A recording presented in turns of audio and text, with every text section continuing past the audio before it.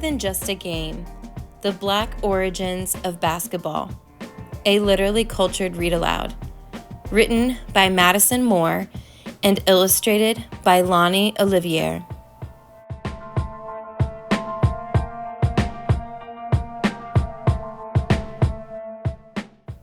On cracked blacktops and driveways, on laminated floors in echoing gyms, and on NBA courts across the United States, black and brown skin shines, sweaty and pushing toward that next crisp swish.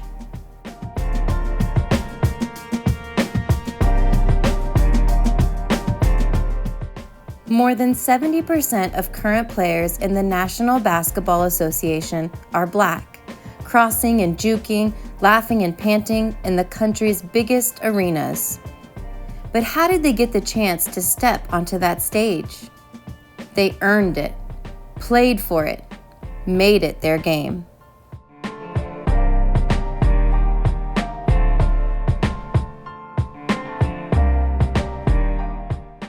When basketball was invented, not everyone was welcome on the court.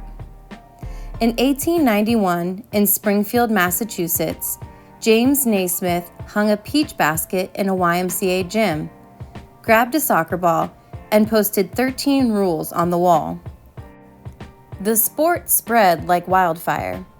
Basketball was fun and easy to learn, but lots of people didn't get the chance to join in. It was uncommon at this time for girls to play any sports at all. The game moved through segregated YMCAs and privileged colleges, evolving and changing in spaces that Black Americans were not widely allowed to go. So, they made their own spaces.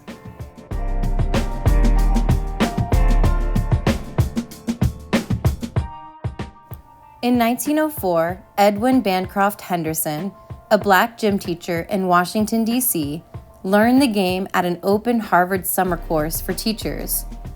He brought it back to his city. He taught his students to dribble and dish, float and shoot. The students took it to their neighborhoods, crossed over cousins and brothers, feet pounding on cement.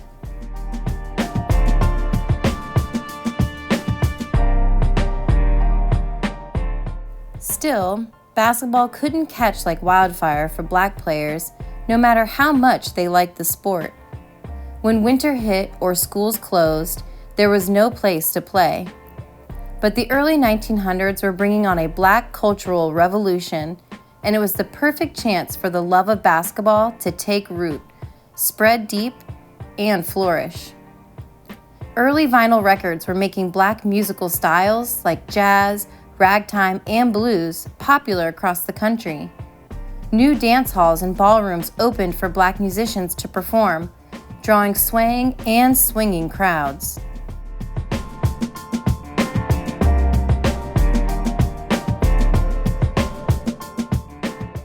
Basketball supporters in cities like New York and Chicago saw an opportunity in these musical spaces. They made deals with the owners of dance halls. A few hours before musicians arrived to take the stage, players showed up to hoop. Crowds switched from alley-oops to 8-count steps, all at the drop of a beat. Through this marriage of basketball and dance, the sport was becoming more than just a game. Crowds socialized as they watched and cheered on each glorious game. Both old and young were on their feet and moving, uplifted and united by basketball.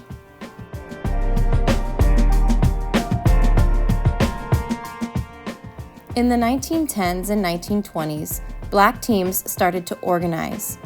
Churches, park districts, youth organizations, and community centers all across the country hosted leagues and tournaments that grew more and more competitive. Teams from historically Black colleges traveled long distances to play one another. White colleges had been competing against one another for many years, and white professional club teams existed in most major cities.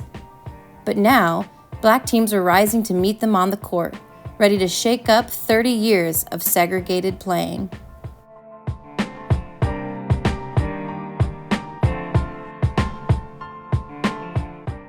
These teams were known as the Black Fives, all black club teams that put 5 men on the court to take the ball from fingertip to net, to break ankles, to shoot, score, and win.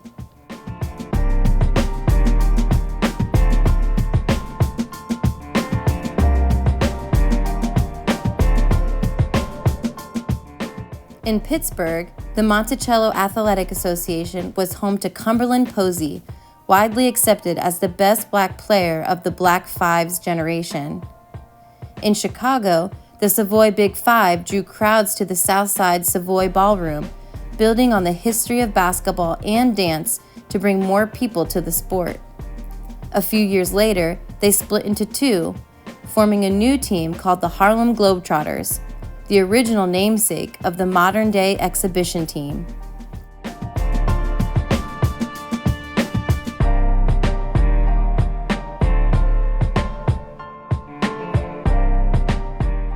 In New York, the Renaissance, often called the Wrens, won 2,588 of 3,117 games across 25 years, an unmatched winning rate of 83%. These teams brought black excellence to a new scale. Though not many people today know the names of the black players of the 1920s and 1930s, anyone who cared about basketball in that time had to recognize the skills of these self-made black players.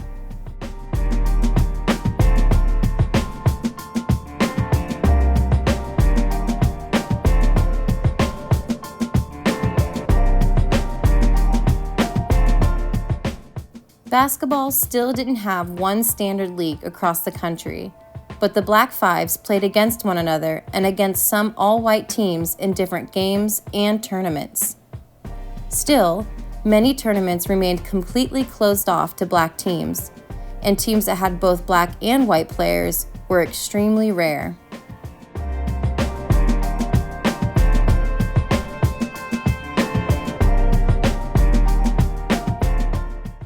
Then, in 1939, an annual tournament called the World Championship of Professional Basketball began.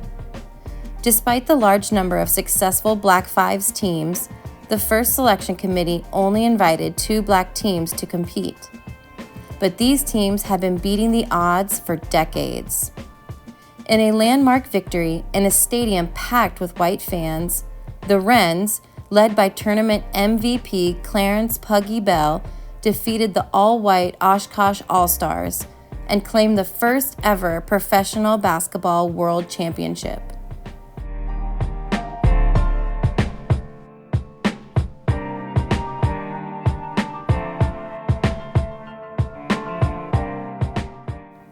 In 1940, the Harlem Globetrotters took home the title in a one-shot lead victory.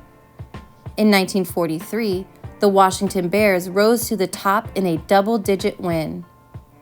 Black players were proving over and over again that basketball was their sport.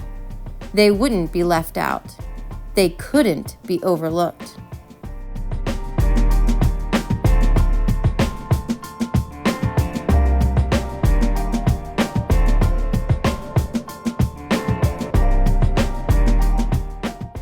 The NBA officially formed in 1949, and within 1 year, it transitioned into an integrated league, recognizing that the only way forward for men's basketball was to include everyone.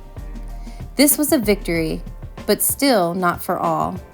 Players from the Black Fives era were widely left out of basketball's Hall of Fame. Black coaches and owners were excluded from managing the new NBA teams.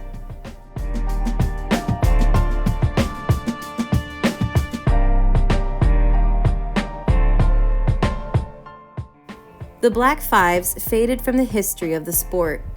The name Cumberland Posey may have been forgotten, but without him, there would be no Michael Jordan. Without Puggy Bell, we'd have no LeBron James. The Black Fives made the sport we celebrate today and used it to change their communities. Basketball's uniquely black history echoes in the squeak of each sneaker and the cheers of each fan, inspiring a new wave of dreams and determination in the hands of each player that picks up a ball today.